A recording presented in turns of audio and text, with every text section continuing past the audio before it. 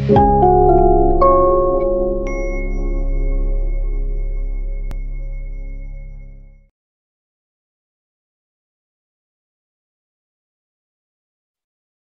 ini kita akan membahas suatu topik yang sangat penting, ya, terutama bagi Anda yang baru menjadi calon peneliti atau bagi Anda yang baru mempelajari tentang metode penelitian, ya. Nah, yaitu dua metode utama dalam penelitian, yaitu kuantitatif dan kualitatif.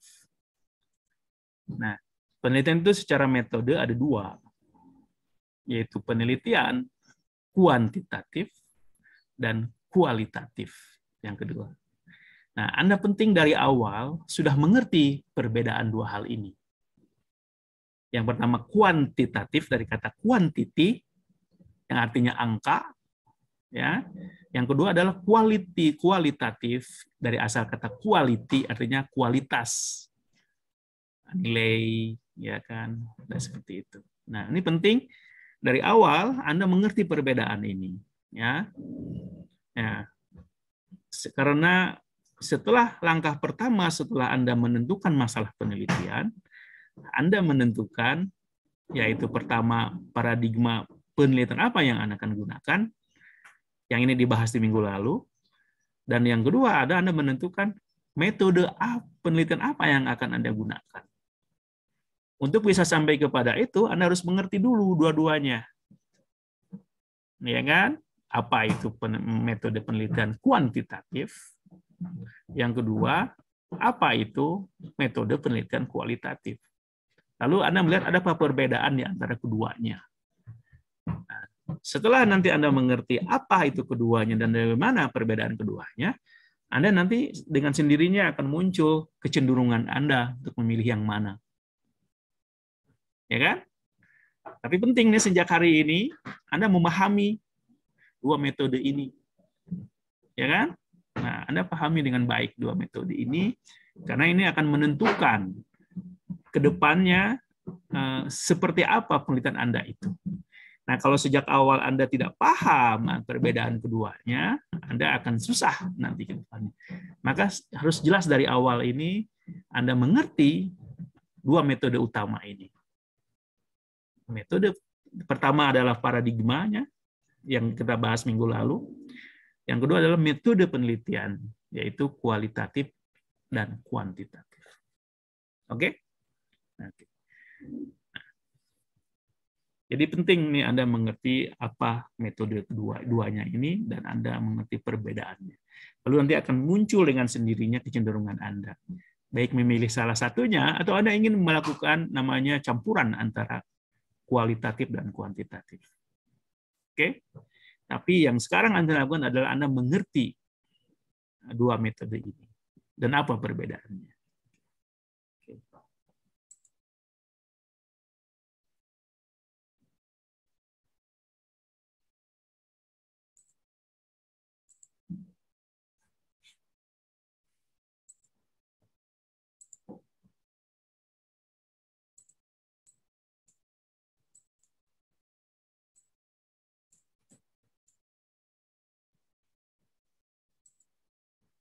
Baik, ini minggu ke-6 ya, mata kuliah kita akan bahas penelitian kuantitatif dan kualitatif. Nah, kalau kita bicara tentang kuantitatif dan kualitatif adalah metode penelitiannya. Ya kan, sudah saya katakan tadi. Apa itu metode kualitatif dan kuantitatif? Mari kita menjelaskan satu persatu ya. Nah. Yang pertama, kalau Anda ingin mengetahui apa itu metode kuantitatif dan kualitatif, yaitu pertama Anda harus mengerti pada aspek paradigma risetnya. Nah, ya kan? Nah, pertama kalau Anda ingin mengerti, Anda harus mengerti dari aspek paradigma risetnya. Paradigma penelitian ini belajar minggu lalu, tapi saya akan ulas hari ini lagi supaya mengingatkan Anda. Nah, jadi kalau ini ingin mengerti perbedaan antara kualitatif dan kuantitatif, kita lihat pada aspek paradigma risetnya. Apa itu paradigma? Nah, bahasa Inggrisnya paradigm. Paradigma adalah serangkaian asumsi dan orientasi yang diyakini dan dipegangi dan disepakati oleh kelompok masyarakat peneliti tertentu. Sekali lagi, serangkaian asumsi, serangkaian orientasi yang disepakati dan dipegangi oleh kelompok riset tertentu, kelompok masyarakat riset tertentu, atau oleh kelompok ilmuwan tertentu. Nah, kelompok ilmuwan tertentu itu masing-masing punya paradigmanya. Ya, inilah disebut dengan paradigma. Ya, dan mereka akan berpegang kepada paradigma dalam melakukan penelitian-penelitian mereka itu. Ya kan, seperti itu. Nah, itu paradigma namanya. Sekarang kalau kepada paradigma riset atau paradigma penelitian adalah atau research paradigm adalah pendekatan atau model riset yang untuk melakukan sebuah penelitian yang itu sudah diverifikasi dan disepakati oleh komunitas riset tertentu atau oleh kelompok ilmuwan tertentu sudah sejak lama. Mungkin sudah ratusan tahun. Jadi kalau kita bicara paradigma riset, paradigma penelitian adalah sebuah model, adalah model penelitian yang disepakati, diakui, dan dilaksanakan oleh sekelompok ilmuwan tertentu atau peneliti tertentu dalam melaksanakan penelitian mereka. Dan ini sudah berlangsung sangat lama. Dipegangi sangat lama, mungkin ratusan tahun lalu semenjak sains itu ada. Nah, dengan demikian, paradigma riset itu bersifat filosofis. Kerangkanya kerangka filosofis, dan itu akan menentukan basis penelitian Anda. Jadi sejak awal, Anda harus jelas ketika ingin melakukan penelitian, setelah Anda menentukan masalah dan topik penelitian Anda harus menggunakan paradigma yang mana. Anda gabung ke kelompok paradigma yang mana. Nah, seperti saya ketahui ada dua paradigma ilmuwan, ada paradigma positivisme. Nah, Anda harus baca lagi tuh. Yang kedua, paradigma interpretivisme atau konstruktivisme. Anda paham ya? Ini mendasar. Ini kalau Anda gagal memahami ini, Anda agak susah memahami penelitian Anda berikutnya. Ya kan? Ini basic. Ini adalah akarnya penelitian Anda, ya. Fondasi, makanya disebut tuh foundational philosophical framework. Jadi kerangka filosofis penelitian Anda. Ya, seperti itu. Nah, mari kita lihat. Ada dua kan paradigmanya itu, positivisme dan interpretivisme atau konstruktivisme. Nah, sekarang kita lihat metode penelitian kuantitatif yang pertama ya. Nah, bagaimana paradigma penelitian kuantitatif? Jadi secara paradigma, bagaimana sih penelitian kuantitatif itu? Nah, jadi dari aspek paradigma, penelitian kuantitatif itu menggunakan paradigma positivisme. Sekali lagi, secara paradigma, secara umum, pada dasarnya penelitian kuantitatif, quantity, angka, ya, itu adalah menggunakan paradigma atau cenderung menggunakan paradigma positivisme. Apa itu positivisme? Saya ingin lagi pada Anda supaya Anda ngerti ya, karena minggu lalu mungkin Anda tidak hanya mendengarkan video saya. Nah, jadi apa itu positivisme? Positivisme adalah ideologi filosofis yang menganggap yang penting itu, yang real itu adalah yang faktual. Yang faktual, yang fakta. Apa yang faktual itu? Yang bisa diukur, yang bisa diobservasi. Jadi dalam paradigma positivisme, yang disebut dengan pengetahuan itu adalah pengetahuan itu harus berbasis, harus faktual. Apa itu faktual? Bisa diukur dan bisa diobservasi. Atau secara umum empiris. Empiris artinya bisa diobservasi, bisa diukur, bisa diangkakan. Bisa dilihat oleh mata Anda, bisa dilihat oleh dirasakan oleh lidah Anda, bisa Anda pegang dan sebagainya. Jadi bisa dicerap oleh panca indera Anda. Ya kan? Nah, itu. Nah, dengan demikian, sebuah ilmu itu, sesuatu di pengetahuan disebut ilmu itu, kalau berasal dari didukung oleh data-data yang diperoleh dari yang aktual tadi, yang faktual dan empiris tadi. Jadi kalau yang disebut dengan ilmu adalah pengetahuan yang diperoleh dari data-data empiris, data-data yang faktual yang bisa diobservasi. Kalau di luar itu tidak dianggap pengetahuan, tidak dianggap sebagai ilmu. Ya kan? Nah, paradigma positivisme menganggap bahwa apapun yang tidak bisa diobservasi, apapun yang tidak bisa dilihat, apa yang bisa diukur, tidak bisa diangkakan, itu tidak punya makna. Tidak berarti apa-apa. Karena itu bukan disebut ilmu. Mungkin hanya angan-angan, mungkin hanya fantasi, tapi bukan ilmu. Ya kan? Nah, di sini nanti ada benturan dengan ada yang namanya, mungkin dalam konteks ini, wahyu atau agama, ajaran agama, itu tidak disebut sebagai pengetahuan, sebagai ilmu, karena tidak bisa diobservasi. Bagaimana wahyu bisa diobservasi dari Tuhan? Kan? Bagian tentang Tuhan itu sendiri kan abstrak, Tuhan itu gaib. Bagaimana Anda bisa melakukan kajian faktual empiris tentang Tuhan?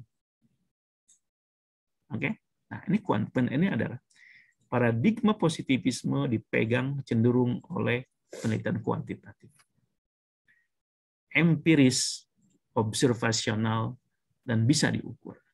Ini ya, nah ini. Jadi dari sisi ini Anda bisa memahami perbedaan. Dari sisi paradigma, inilah penelitian kuantitatif. Kuantitatif dari quantity, angka. Jadi apapun dalam penelitian kualitatif harus ada hasilnya berupa angka. Kalau hasilnya itu bisa diukur, nanti dalam bentuk ukuran, dalam bentuk panjang, dalam bentuk misalnya meteran, sentimeter, berat, dan tinggi, dan sebagainya. Gitu kan. Itu angka-angka hasil. Jadi outcome-nya dari data yang diperoleh adalah angka. Oke? Seperti itu. Nah, sekarang bagaimana penelitian kualitatif secara paradigma? Nah, secara paradigma, penelitian kualitatif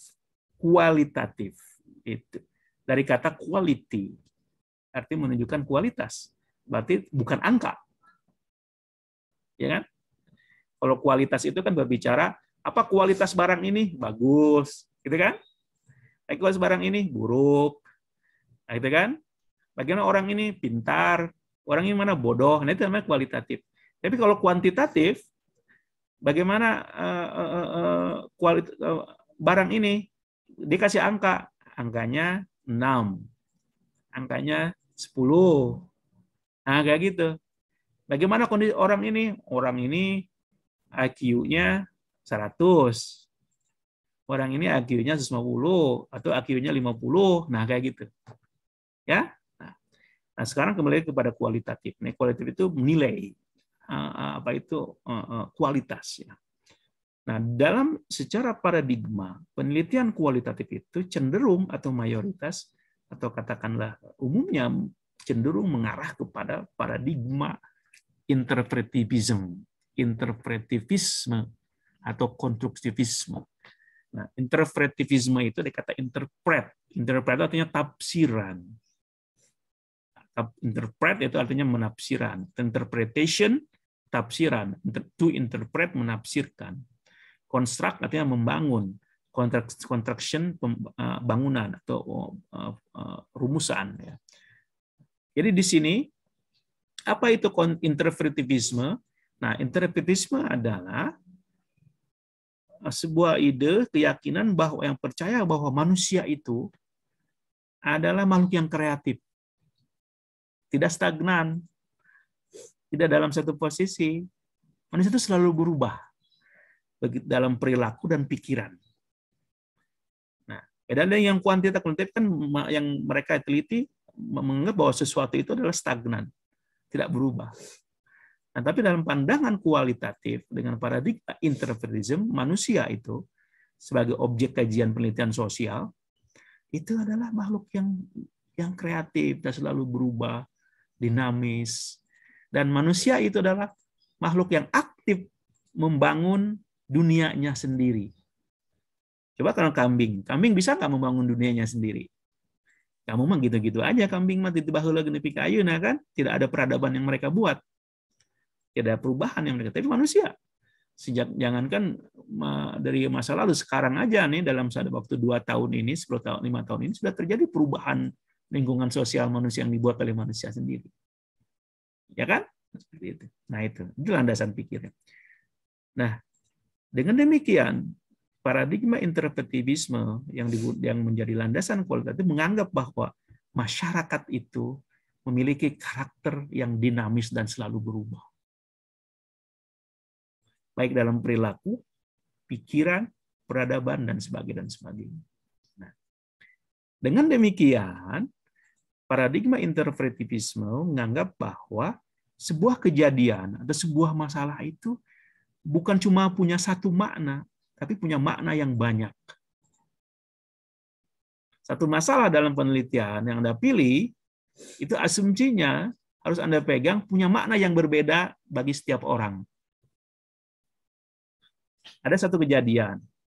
Dalam paradigma interpretivisme kualitatif, maka sebuah kejadian akan punya makna yang berbeda, punya tafsiran yang berbeda, tergantung sebanyak itu orang. Mungkin. Kalau yang Anda teliti ada 10, maka 10 orang itu akan punya pandangan yang berbeda dari sebuah kejadian, dari sebuah masalah. Karena manusia itu dinamis, itu punya pikiran sendiri yang tidak bisa, bukan makhluk yang statis. Oke, seperti itu. Karena setiap manusia, mengapa begitu? Karena manusia punya tafsiran berbeda, pemahaman berbeda, dibentuk oleh latar belakang. Latar belakang pendidikannya, latar belakang budayanya, latar belakang historisnya, latar belakang ekonomi, politik, dan sebagainya. Berbeda dengan kambing, ya kan? Seperti itu. Nah, dengan demikian, dalam paradigma interpretivisme, yang interpret tadi tuh, berarti banyak menghargai banyak tafsiran dari masyarakat, maka Anda sebagai peneliti, jangan pernah Anda mengendalikan tafsiran orang. Tapi Anda membiarkan orang memberikan tafsirannya masing-masing terhadap sebuah kejadian. Menyampaikan persepsinya dan pandangannya terhadap sebuah masalah. Jangan memaksakan pandangan Anda sendiri. Sebagai peneliti, Anda harus membiarkan orang yang Anda teliti, subjek yang Anda teliti adalah berbicara tentang persepsinya, pandangannya, perasaannya, pikiran, dan sebagainya. Oke? Gitu. Nah, disinilah letak bedanya dengan yang kuantitatif. Kalau kuantitatif itu cenderung memahami persoalan di atas permukaan, karena yang angka-angka tadi. Jadi tapi kuantitatif itu walaupun di permukaan dia bisa banyak, seluruh satu kota misalnya bisa teliti atau seluruh Indonesia dengan menggunakan sampling. Tetapi yang kualitatif itu tidak bisa meneliti semua orang. Se-Indonesia nggak mungkin. Tetapi kelebihannya adalah deep understanding, pemahaman yang dalam, rich understanding, pemahaman yang kaya terhadap sebuah masalah. Pemahaman yang kaya akan subjek penelitian Anda atau kejadian yang Anda teliti. Jadi kalau digambarkan penelitian kuantitatif itu di atas permukaan tapi melebar. Bisa seluruh Indonesia, bikin seluruh dunia. Ya. Tetapi penelitian kualitatif sedikit tapi mendak ke dalam. Menukik. Ya. Paham ya? Dari situ dari segi pemahaman. Maka dalam penelitian kuantitatif, Anda boleh melakukan generalisasi. Oh, seluruh orang kota Bandung itu begini. Tetapi dalam penelitian kualitatif, Anda tidak bisa mengatakan itu. Anda hanya fokus kepada orang atau kelompok yang Anda teliti. Tidak bisa mengatakan Anda meneliti sebuah kelompok mahasiswa di Bandung, ya kan? Kalau katakan semua mahasiswa di Bandung begitu, itu nggak bisa dalam penelitian kualitatif. Dalam kualitatif bisa, karena menggunakan teknik yang berbeda. Oke? Nah, itu perbedaan kualitatif dan kuat dari aspek yang paradigma, ya kan? Yang kedua, mari kita lihat perbedaan antara dua ini dari aspek pengumpulan data atau data collection. Data collection akan kita pelajari di minggu depan ya. Nah, sekarang kita lihat bagaimana perbedaan antara penelitian kuantitatif dan kualitatif dari aspek pengumpulan data. Yang pertama, penelitian kuantitatif itu bergantung kepada data-data yang bisa diukur, kepada angka-angka, data-data yang berupa angka. Panjang, pendek, sentimeter, kilometer, gitu kan, 1, 2, 3, 4, ribuan kilometer dan sebagainya, ya kan? Itu adalah yang mereka bergantung kepada data yang bersifat angka dan bisa diukur data angka tadi itu, ya kan? Seperti saya tadi katakan kue ini apa rasanya. Nah, orang kuantitatif akan mengukur tingkat rasanya, enaknya atau tidak enaknya itu dari angka 1 sampai 10. Misalnya, angka 1 sampai 3 tidak enak. Angka 4 sampai 6, 7 rada enak. Angka 8 sampai 10 enak sekali. Nah, itu namanya adalah data dari kuantitatif. Oke? Angka seperti itu. Nah, maka dalam pengumpulan data itu, data yang dikumpulkan oleh, kalau Anda memilih penelitian kuantitatif, Anda mengumpulkan data yang angka-angka tadi untuk mengetahui hubungan sebab akibat dari variabel-variabel yang Anda pilih. Jadi yang Anda ya tugas Anda kalau Anda memilih penelitian kuantitatif, dalam pengumpulan datanya Anda mengumpulkan data-data yang angka tadi. Nah, oke, seperti itu. Dalam penelitian, kalau Anda memilih penelitian kuantitatif, maka dalam teknik pengumpulan datanya ada beberapa yang biasa dipakai dalam penelitian kuantitatif. Yang pertama, eksperimen. Jadi kalau Anda ingin menggunakan Anda memilih untuk menggunakan kuantitatif, salah satu teknik pengumpulan data yang bisa Anda gunakan adalah pertama eksperimen.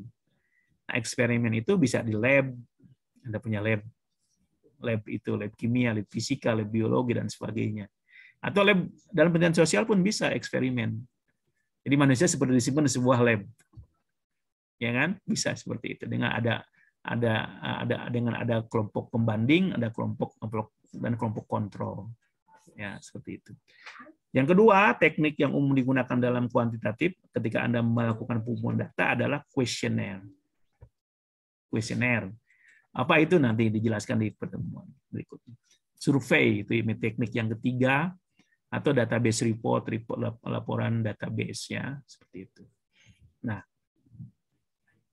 oke. Selanjutnya, kalau Anda memutuskan ingin menggunakan penelitian kuantitatif, Anda harus tahu data Anda sumbernya dari mana. Nah, dalam penelitian kuantitatif, sumber data Anda itu, kalau itu manusia, penelitian sosial ya, itu sebutnya responden. Orang yang memberikan respon pada Anda. Misalnya Anda menggunakan teknik survei. Anda memilih 1.000 orang, seperti dalam survei politik ya, oleh indikator politik, SMRC, dan sebagainya. Kan dipilih antara 1.000 sampai 1.200 orang. Gitu kan? Nah, orang itu disebut responden. Dan ini dipilih dengan teknik tertentu, namanya teknik sampling tertentu. Ini adalah penelitian kuantitatif. Selanjutnya, kalau Anda menggunakan penelitian kuantitatif, Anda harus jelas dalam pertanyaan penelitian Anda. Nah, dalam penelitian yang kuantitatif, pertanyaan penelitian Anda itu umumnya 2. Apa dan bagaimana? What and how. Nah, kalau pertanyaan apa, itu kan gampang. Apa rasanya kue ini? Diberi angka, misalnya, atau diberi angka, kebanyakan rasa kue ini adalah 10. Nah, gitu kan? Nah, itu gampang pertanyaannya. Berapa orang yang datang ke rumah sakit setiap bulan? Ya kan? Angka atau berapa? Gampang. Nah, di Bandung misalnya 1.000 orang datang. Seperti itu. Nah, atau pertanyaan bagaimana? Bagaimana itu pertanyaan proses. Bagaimana terjadinya X? Nah, prosesnya 1, 2, 3, 4. Nah, kayak gitu. Ya. Nah, ini pertanyaannya what and how. Jadi kalau Anda memilih penelitian kuantitatif, fokus kepada 2 pertanyaan ini, apa atau bagaimana. Ya. Nah, sekarang Bagaimana dalam penelitian kualitatif? Dari aspek pengumpulan data, penelitian kualitatif itu berbeda dengan yang kualitatif. Kalau kuantitatif itu rumusan masalahnya itu simple saja tadi, maka data yang dikumpulkan dalam penelitian kualitatif itu cenderung peneliti punya kebebasan untuk berimprovisasi dalam pengumpulan data mereka. Tidak sekaku dari penelitian yang kuantitatif. Nah, maka data yang dicari oleh Anda kalau Anda memilih penelitian kualitatif adalah datanya yang bersifat adalah data-data yang non angka, yang non numerikal. Berupa apa? Dokumen. Ya kan? Bentuknya apa? Kalau Anda menggunakan interview, transkrip wawancara, notes catatan Anda dari lapangan, video atau audio rekaman, gambar, dan dokumen-dokumen teks. Semuanya nggak ada kaitan dengan angka. Mengapa? Karena yang Anda tanya, yang Anda teliti adalah bukan pertanyaannya bukan apa, tetapi nanti mengapa dan bagaimana nanti di bawah. Jadi di sini Anda meneliti bagaimana orang bertanya atau bagaimana Anda meneliti pikiran orang, respon orang, perilaku orang. Ya kan, ketika Anda melakukan wawancara misalnya, Anda dapatkan kan pendapat mereka, respon mereka, dan itu hasilnya adalah dokumen teks. Ya kan, contoh. Nah, dengan demikian, kalau Anda dalam penelitian kualitatif, bila Anda memilih ini, maka Anda harus menggunakan teknik yang berbeda, teknik pengumpulan yang berbeda dari kuantitatif. Ya, umumnya apa? Teknik pengumpulan data kualitatif itu salah satu pertama adalah interview, wawancara. Anda menggali bagaimana orang berpikir, bagaimana bertindak, perasaan mereka, dan sebagainya. Focus group discussion, FGD disingkatnya. Yang diteliti adalah sekelompok orang, kalau Anda bisa jadi moderator, orang-orang dipilih, 5 orang, berapa orang, berdiskusi tentang topik yang Anda pilih. Oke. Dokumen, nah dokumen ini penting, namanya Anda melakukan dokumentasi terhadap topik yang Anda pilih, Anda pergi ke perpustakaan, Anda mengumpulkan dokumen-dokumen yang berkaitan dengan, bisa itu sebenarnya arsip pemerintah di masa lalu, arsip pemerintah yang sekarang, dan sebagainya untuk topik yang Anda pilih. Dokumen, baik itu resmi atau tidak resmi. Atau catatan pribadi, bisa aja. Oke. Dan observasi. Nah, mungkin yang paling populer ada interview, biasanya mahasiswa menggunakan interview dan observasi. Pengamatan. Anda mengamati orang yang Anda teliti dalam setting yang alaminya. Nah, dari sini maka Anda harus tahu siapa sumber data Anda. Nah, dalam penelitian kualitatif, sumber data Anda itu orang-orang yang memintai Anda data itu disebut informan. Orang yang memberikan informasi kepada Anda. Beda ya? Jadi kalau dalam kuantitatif disebut responden atau participant, tapi dalam penelitian kualitatif disebut informan. Anda mengerti ini perbedaan. Nah, dalam hal pertanyaan penelitian, bila Anda memilih penelitian kualitatif, rumusan masalah Anda itu pada 2, bagaimana dan mengapa. Jadi ada kesamaannya dengan yang tadi itu dengan kualitatif. Tapi ini bagaimanakah sesuatu terjadi? Maka di sini sifatnya deskriptif. Nah, ini biasa dilakukan oleh mahasiswa S1. Skripsi Anda cenderung menggunakan bagaimana sebuah proses terjadi. Bagaimanakah pandangan X tentang Y? Ya kan, bagaimana pertanyaannya? Seperti itu. Bagaimanakah respon masyarakat X terhadap pembangunan jalan tol? Nah, itu kan. Jadi Anda menggali bagaimana pandangan masyarakat terhadap sebuah isu, tapi itu bersifat deskriptif saja. Yang kedua, pertanyaannya yang mengapa. Nah, yang mengapa ini mungkin untuk level S1 bagus juga kalau Anda bisa, tapi jarang deh. Ini biasanya dilakukan untuk dari tesis dan disertasi. Karena apa? Menggali faktor-faktor penyebabnya. Tapi ada juga sih mahasiswa yang mencoba untuk menghafal. Mereka mencoba untuk menggali penyebab mengapa terjadi sesuatu. Mengapa masyarakat berpikir X. Nah, saya suka mengizinkan itu, mendorong juga mahasiswa saya bimbing, pertanyaannya bagaimana dan mengapa. Minimal mereka latihan. Supaya mereka mengerti bukan cuma analisis deskriptif, tapi juga ada tahu kira-kira apa yang menyebabkan orang berpikir seperti itu. Oke? Tapi tidak terlalu mendalam untuk S1. Yang ketiga, kalau Anda ingin mengerti perbedaan antara kuantitatif dan kualitatif, lihat pada aspek analisis datanya. Kalau yang kedua tadi kan pengumpulan data. Sekarang padahal pada masalah penganalisisan data.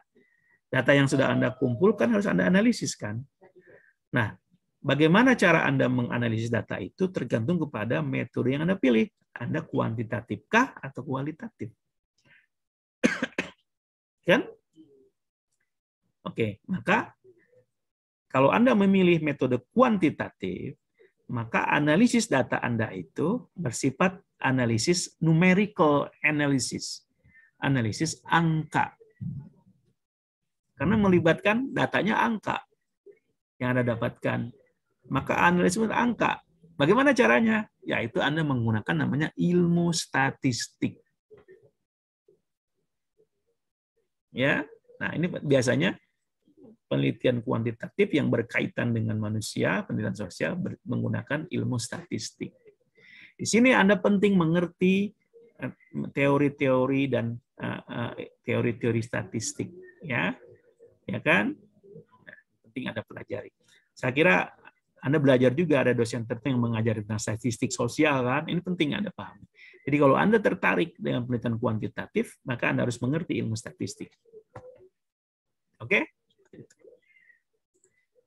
Nah, sekarang bagaimana dengan penelitian kualitatif dari aspek analisis data? Jika Anda memilih penelitian kualitatif, maka dalam analisis data Anda juga harus memilih cara yang benar. Nah, ini saya contohkan ada beberapa teknik analisis data dalam kualitatif. Pertama, disebut konten analisis, analisis isi. Nah, kalau bicara tentang analisis isi, Anda tidak mempelajari, tidak fokus atau tidak 100% angka, tapi Anda meneliti tentang verbal, ucapan. Anda meneliti tentang perilaku. Yang itu data-data perilaku dan ucapan tadi itu diklasifikasikan, kemudian diringkas dan ditabulasikan datanya dalam sebuah tabel. Walaupun tidak serigid angka-angka pada angka penelitian kuantitatif. Oke, ini namanya content analisis. Yang kedua, naratif analisis. Nah, analisis narasi. Nah, dalam metode ini melibatkan bagaimana Anda mereformulasi cerita-cerita yang disampaikan oleh subjek penelitian Anda, oleh responden Anda, oleh informan Anda. Oke, sehingga Anda mengerti konteks pembicaraan orang itu. Oke. Nah, jadi Anda lalu membangun narasi dari Anda mewawancarai seseorang atau orang banyak, lalu Anda bangun sendiri direformulasi dalam sebuah seperti Anda narasi-narasi mereka itu Anda analisis, Anda publikasikan, lalu Anda analisis konteks-konteksnya. Yang ketiga, discourse analisis, analisis wacana atau discourse. Nah, discourse analisis adalah sebuah metode analisis untuk meneliti pembicaraan-pembicaraan atau bentuk tulisan apapun yang tertulis, ya. Lalu Anda analisis ucapan seseorang atau tulisan itu dari segi wacananya. Nah, di sini biasanya melibatkan konteks historis, konteks budaya, konteks sosial dan sebagainya. Yang keempat, framework analisis.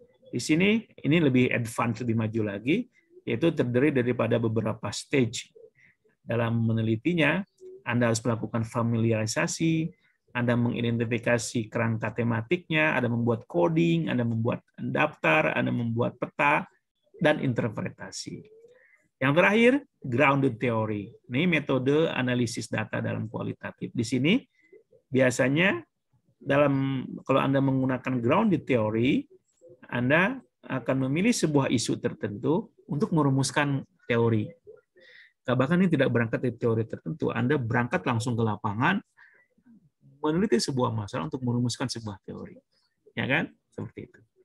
Nah, ini beberapa contoh metode cara analisis data dalam penelitian kualitatif.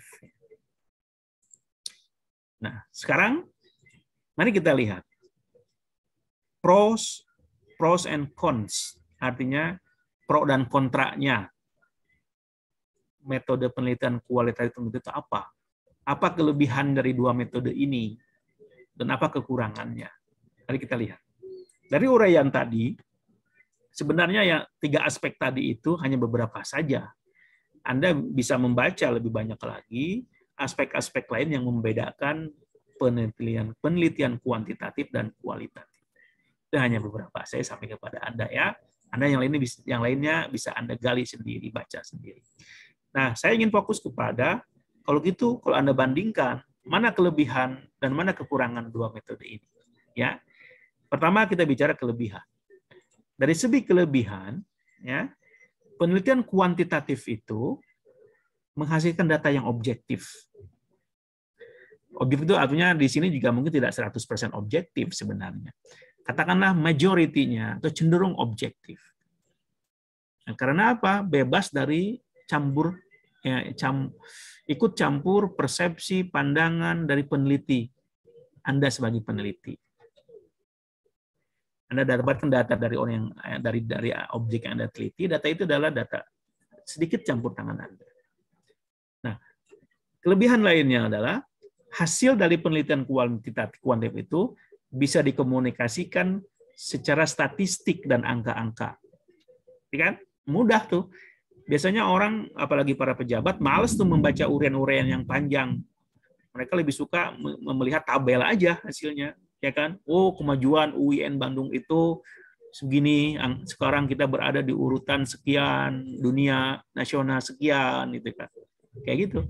Di urutan kedua, urutan ketiga, 50, dan sebagainya. Angkanya, nilainya 50, 100, dan sebagainya. Ya, seperti itu. Jadi mudah dipahami hasilnya itu. Nah, kemudian hasil studi kuantitatif itu bisa diproduksi dengan menggunakan misalnya data software, menggunakan software hitung yang gampang. Ada namanya SPSS, singkatannya saya lupa. Ada sebuah software yang bisa Anda gunakan untuk meneliti hasil dan menganalisis penelitian kuantitatif. Itu lebih mudah sebenarnya. Ada software ya, software kuantitatif. Ya. Nah, sekarang kekurangannya. Apa kekurangan penelitian kuantitatif? Yang pertama, penelitian kuantitatif itu kaku. Anda harus strict mengikuti desain penelitian yang sudah Anda buat. Anda tidak boleh menceng-menceng tuh. Kalau Anda membuat dari A sampai Z, rencananya udah ikuti itu aja. Nggak boleh nyimpang-nyimpang. Semenjak dari rumusan masalahnya, kemudian teorisasi yang dipakai dari segi respondennya dan sebagainya, jangan rubah-rubah. Ikuti apa yang sudah dibuat. Kemudian partisipan atau subjek sumber data yang dipilih dalam itu, mereka tidak bisa memberikan tambahan respon, tidak bisa memberikan mengapa mereka menyampaikan pendapat begitu. Seperti dalam penelitian survei misalnya tentang presiden, ketika Anda memilih siapa yang paling layak menjadi presiden saat sekarang ini, misalnya menurut Anda X. Anda pilihannya X, Y, Z gitu kan, ada 5. Nah, dalam penelitian yang kuantitatif, Anda tidak punya peluang untuk mengatakan mengapa Anda memilih X atau Y atau Z. Anda pilih aja X, Y, atau Z. Jadi, Anda tidak banyak pilihan. Kemudian, nah kekurangannya, dalam analisis statistik itu memerlukan data sampel data yang sangat luas. Ya kan? Tidak bisa Anda dalam penelitian kuantitatif sampelnya hanya sedikit, 1 orang, 2 orang, 5 orang, nggak bisa. Harus sampel yang banyak dan representatif. Ya, kalau Anda meneliti tentang bagaimana kecenderungan masyarakat terhadap pemerintahan Pak Jokowi sekarang, Anda harus seluruh Indonesia tuh harus Anda populasi yang Anda pilih, tapi menggunakan sampling tertentu. Maka banyak samplingnya, bisa ribuan. Biasanya para perusahaan survei itu rata-rata respondennya 1.200 orang seluruh Indonesia dengan menggunakan sampling tertentu, random sampling dan sebagainya. Dan yang terakhir, penelitian kuantitatif biasanya karena harus membuat sumber data yang banyak dan sebagainya, biayanya cukup besar. Nah, ya kan, dananya besar. Anda perlu biaya transport, Anda perlu orang yang melakukan wawancara, dan itu banyak dilakukan. Bisa nggak Anda melakukan wawancara 1.200 orang? Nah, bisa kan? Maka Anda memerlukan pembantu, menyewa orang-orang untuk melakukan wawancara buat Anda harus bayar. Ya kan? Seperti itu. Sekarang, apa kekurangan dan kelebihan penelitian kualitatif? Nah, yang pertama, jika Anda memilih penelitian kualitatif, kelebihannya adalah Anda punya peluang untuk berkreativitas dalam penelitian Anda itu. Tidak rigid, kaku seperti kuantitatif tadi.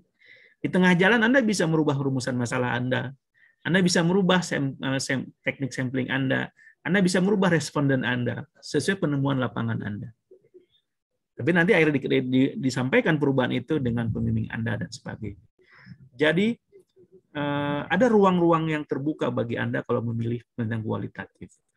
Juga Anda fleksibel, ya.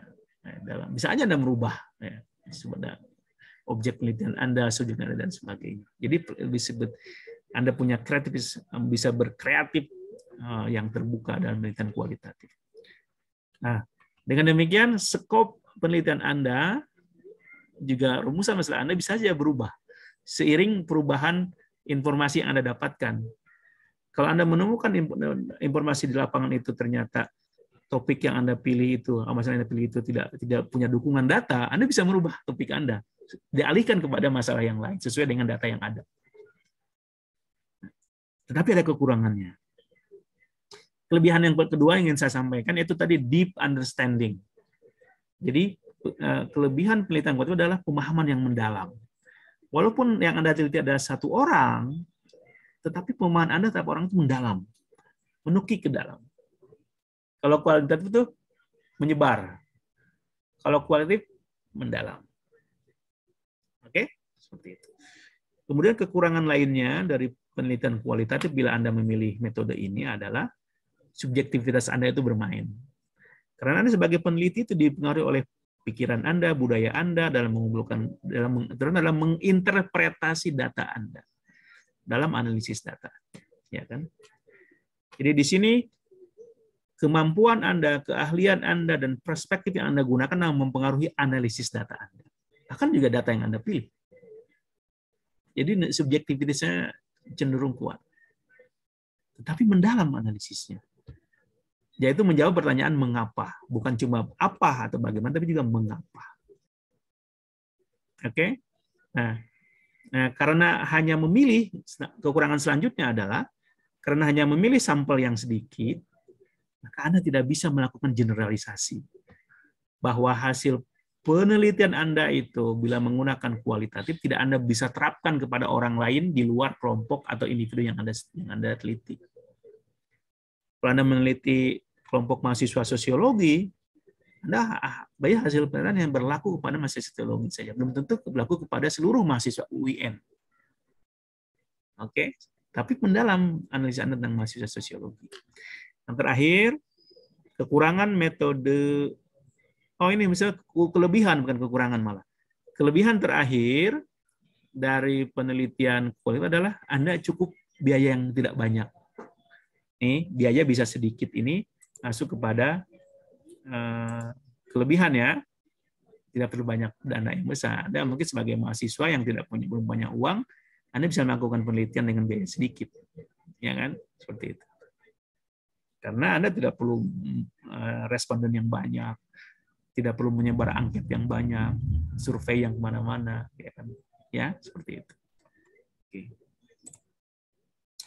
Nah, sekarang begini, setelah Anda melihat dan memahami perbedaan antara metode kualitatif dan kuantitatif, saya ingin katakan kepada Anda, jangan dipertentangkan dua metode ini.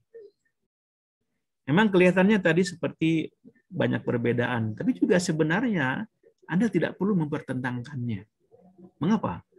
Karena sebenarnya dua metode ini punya tujuan bersama. Punya tujuan yang sama, common goals. Itu apa?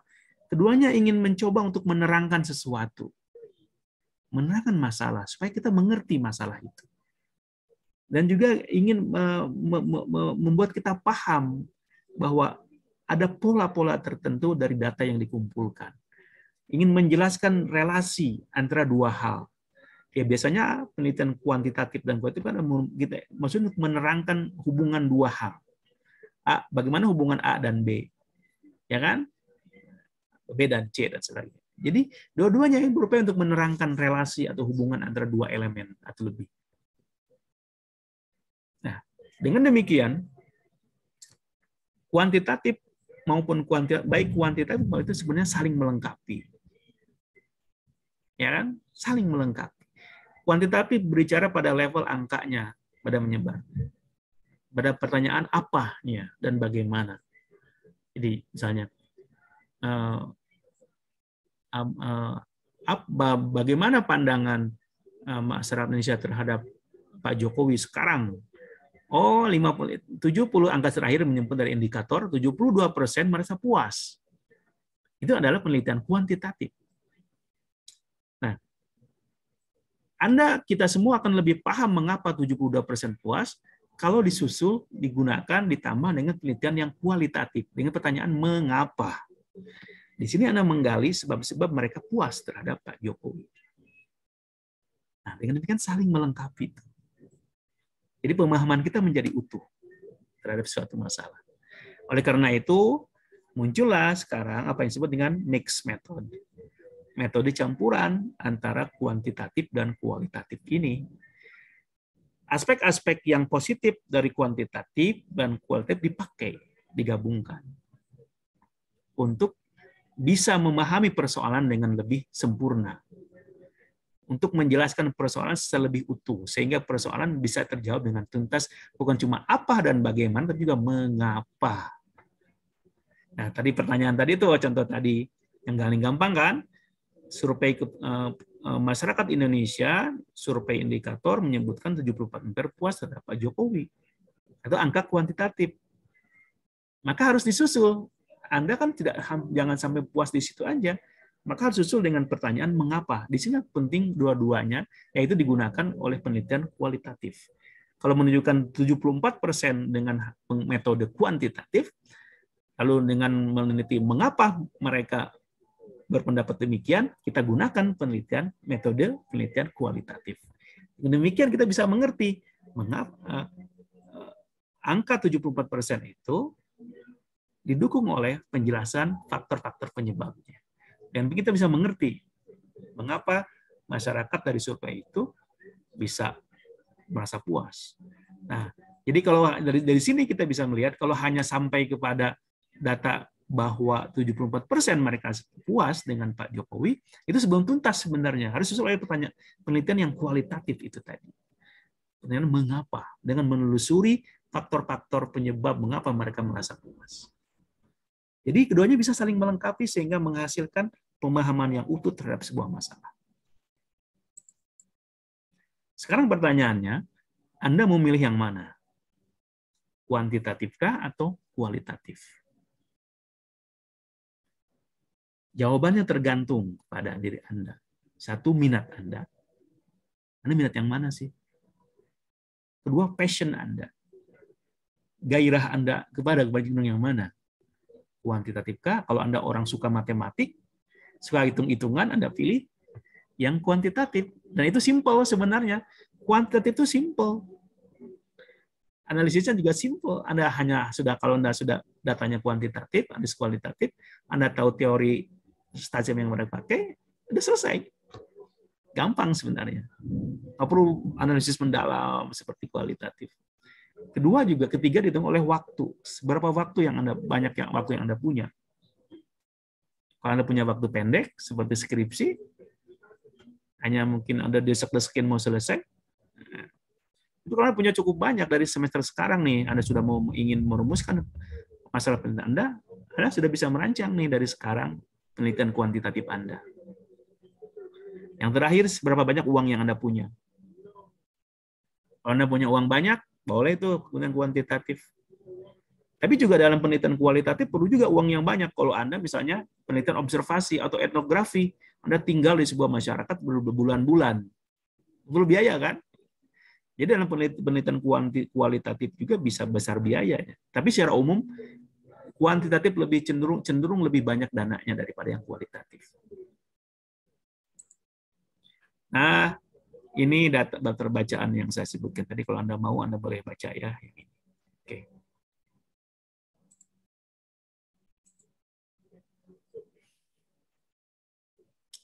Gimana? Paham? Oke. Saya kira itu uraian saya tentang topik hari ini. Mudah-mudahan Anda bisa menangkapnya. Saya tidak berharap Anda bisa menangkapnya semuanya. Minimal ya sudah 50% sudah bagus. Untuk itu Anda harus menonton kembali kuliah ini nanti di video di channel YouTube kita Sociology Explain. Ya, ini penting. Namun can ngerti ulah cicing maca deui jeung nonton eta. Ya, supaya Anda dapat ilmu. Terima kasih, kita sudah ada di ujung waktu. Sampai ketemu di minggu depan ya. Assalamualaikum warahmatullahi wabarakatuh. Sampai